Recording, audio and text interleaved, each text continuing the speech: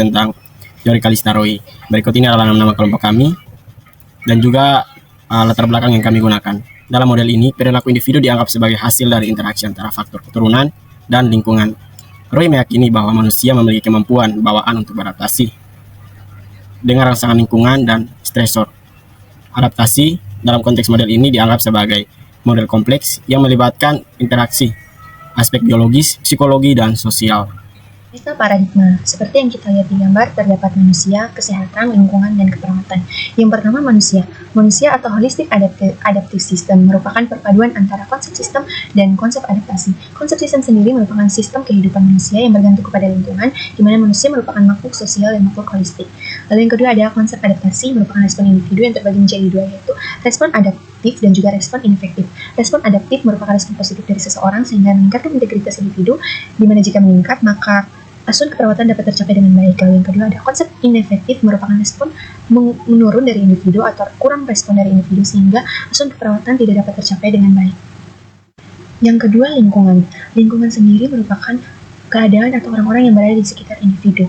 Kondisi, keadaan, dan pengaruh-pengaruh yang ada di sekitar individu dapat mempengaruhi kesehatan, perkembangan, dan pertumbuhan seseorang. Sehingga diharapkan lingkungan dapat membawa perkembangan dan meminimalkan risiko perubahan individu menjadi lebih buruk atau yang tidak diinginkan. Yang ketiga, sehat. Roy mendefinisikan sehat adalah a stage and a process of being and become an integrated and whole person, di mana jika seseorang memiliki respon yang positif terhadap dirinya, maka akan meningkatkan integritas individu. Integritas ini dapat ditunjukkan melalui pertahanan diri seseorang, tumbuh kembang, dan juga mencegah reproduksinya. Jika seseorang dapat menjaga integritasnya, maka akan tercapailah tubuh yang sehat.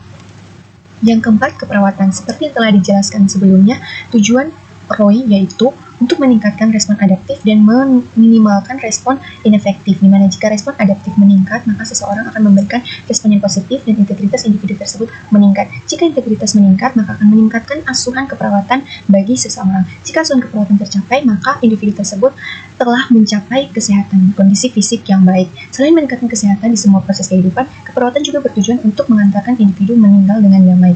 Untuk mencapai tujuan tersebut, perawat harus dapat mengatur stimulus vokal yang merupakan stimulus tertinggi.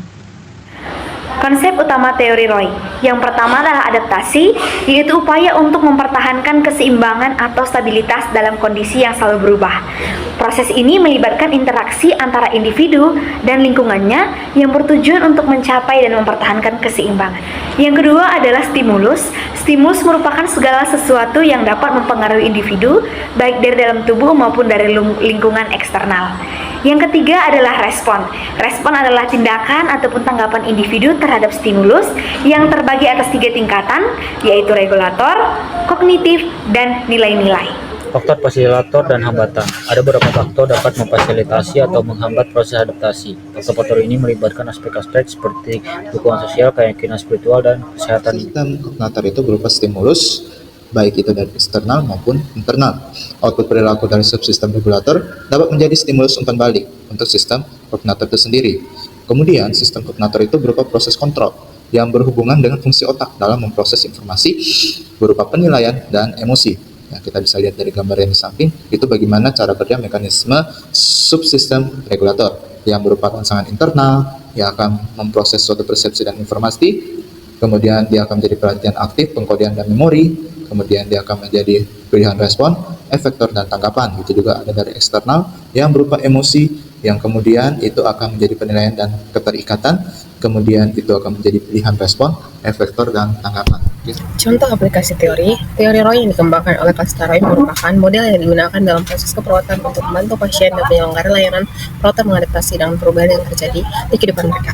Aplikasi teori melibatkan pertanyaan penting, yaitu yang pertama adalah keperawatan, di mana disiplin ilmu dan praktek yang membantu manusia mengadaptasi dengan perubahan. Yang kedua, manusia, individu yang berusaha untuk mengulangi perubahan dengan fokus pada adaptasi. Yang ketiga, kesehatan dan kondisi fisik, mental dan emosional seseorang untuk mempengaruhi kemampuan beradaptasi. Dan yang terakhir ialah lingkungan, faktor lingkungan yang mempengaruhi kemampuan seseorang untuk beradaptasi. Dari teori tersebut terdapat respon yang diharapkan untuk masyarakat, yaitu adalah fisik atau regulator, yang mana ini mencakup reaksi tubuh secara umum, di mana seseorang ini mampu menunjukkan ekspresi wajah yang menunjukkan ketertarikan atau pemahaman terhadap konsep-konsep tersebut. Yang kedua adalah psikologis atau kognitif, yang mana seseorang ini memiliki antusiasme dan penerimaan seperti penerimaan positif yang memberikan kerangka kerja yang dapat membantu memahami seseorang beradaptasi dengan stres dan perubahan dalam kehidupan sehari-hari. Dan terakhir yaitu respon nilai-nilai yang terdiri dari respon sosial dan respon spiritual. Respon sosial sendiri itu seseorang ini mampu menerima teori dengan positif baik dari komunitasnya atau kelompoknya maupun di masyarakat, yang mampu mengkritik dari sudut pandang sosial. Nah, sedangkan dalam respon spiritual sendiri, itu seseorang ini mampu menerima secara positif terkait dengan dimensi spiritual, seperti seseorang ini senang melihat teori-teori dari konsep dari roh tersebut.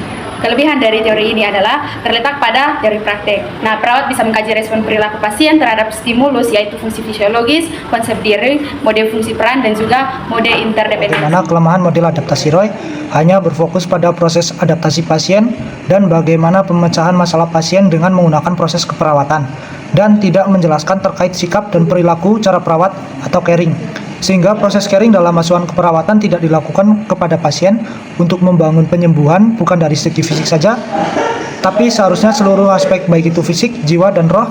Kesimpulan dari model adaptasi sistem Kalistaru ini adalah suatu kerangka bagaimana kita memandang individu sebagai sistem adaptif.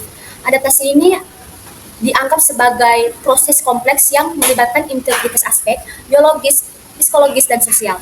Model ini menawarkan perspektif komprehensif tentang proses dinamis bagaimana kesehatan dan penyakit ini memberikan kerangka kerja yang berguna bagi perawat untuk menilai, merencanakan, dan melaksanakan intervensi yang mendukung individu tersebut dalam beradaptasi dengan perubahan lingkungan yang dihadapi dan dijalani. Baik, di sini kami sudah cantumkan referensi dari kelompok 11. Terima kasih.